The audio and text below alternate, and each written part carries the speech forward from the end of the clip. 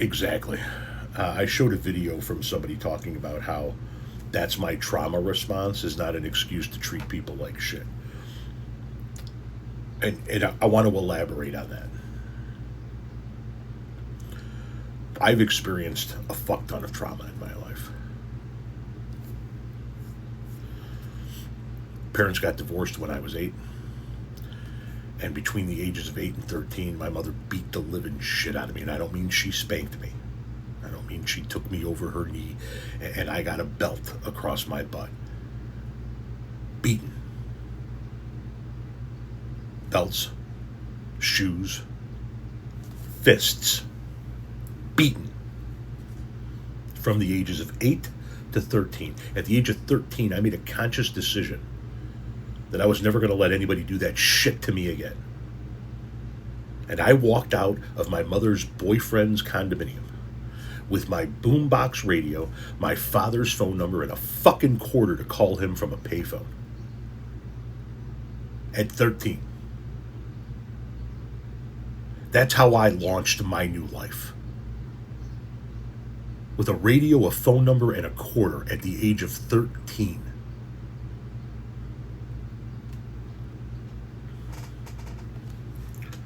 Dropped out of high school at the beginning of my sophomore year.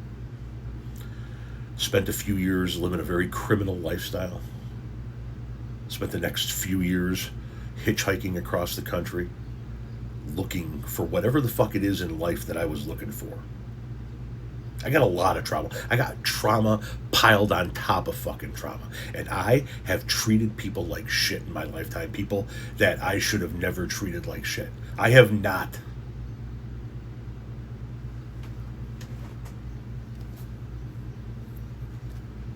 I have not been a good husband.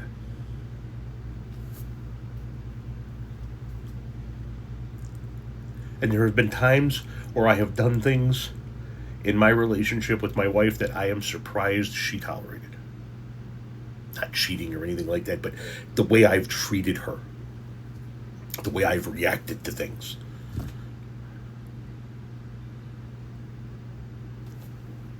But there is one thing I've never done. I have never looked at her and went, my mom beat me when I was a kid.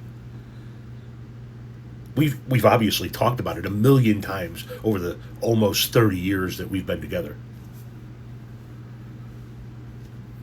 But I've never used it as an excuse. Because when I was 13, I stood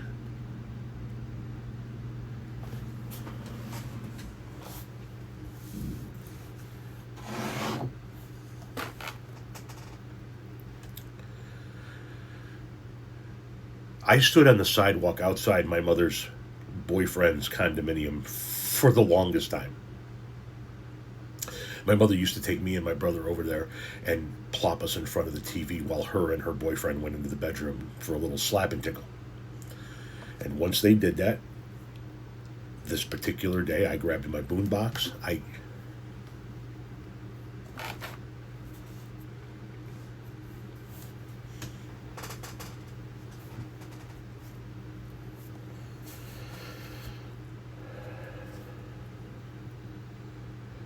kissed my 8-year-old brother goodbye on his forehead, and I walked out the front door. And I stood on that sidewalk long enough that once my mother realized later on that I was gone, and she was frantic and petrified, she went across the street to the gas station and said, my son's missing. Have you seen him? And the person working at the gas station said, yeah, he stood on that sidewalk right in that spot right there with a radio in his hands, pacing back and forth because it had to be an hour. The indecisiveness chewing my fucking brain up. Should I take the leap? Should I leave? Or should I stay and take it? And once I finally mustered up enough gumption within inside me I stiffened my spine a little bit. I picked my head up and I said, no, you're not going to take it anymore. Your life begins now. And I took one step into that road to start heading across the street, and that was the first step of the rest of my motherfucking life. That was 41 goddamn years ago. And while it may be a contributing factor to some of the bad shit that I've done over the course of the last 41 years, while it probably is a contributing factor to some of the bad shit that I've done over the last 41 years, I have never used it as an excuse as to why I've done the bad shit I've done.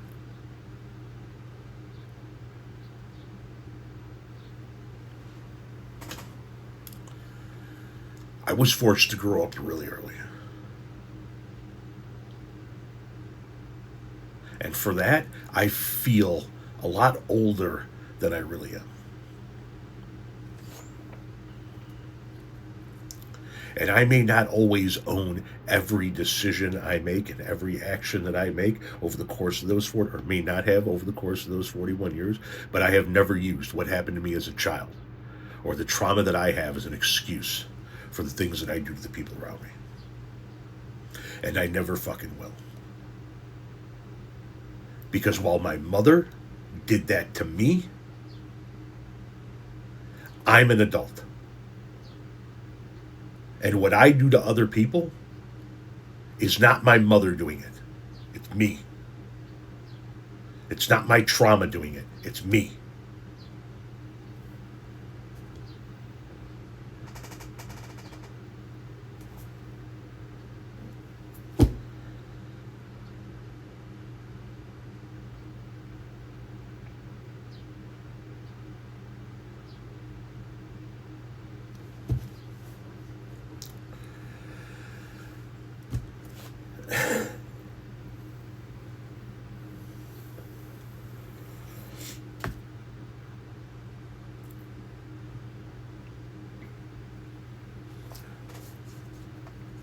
You know,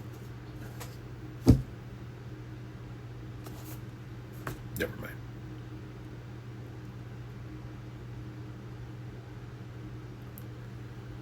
I just wish people would, in all facets, in business, in family, in friendship, in your community, I wish all people would just own their shit. I do bad things. That's up to me to own.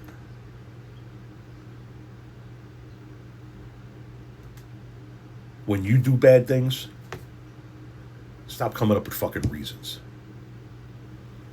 We all do bad things. We're fucking human.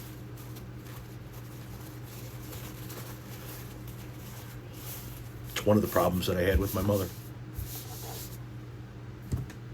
She never owned it.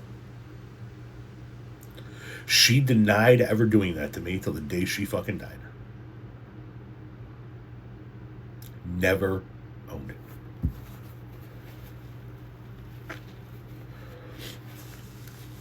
And one of the reasons why I don't talk to her side of the family is because they refuse to own it too. They refuse to acknowledge the fact that they looked the other way for years and told me I was the one who was in the wrong for saying all of these things about my mother. And none of them ever owned it until the day she died, and they found her in the condition that they found her. And they were kind of forced to own it. But they did so internally. Like they always do. Yeah, I don't need a reason. I need you to figure out how to fucking get around it. I need you to figure out how to function. I need you to figure out how to not do that. Whether you're somebody I work for, whether you're a relative of mine, whether you're the guy that lives next door, I don't want a fucking reason. I don't give reasons, and I got enough fucking reasons to give.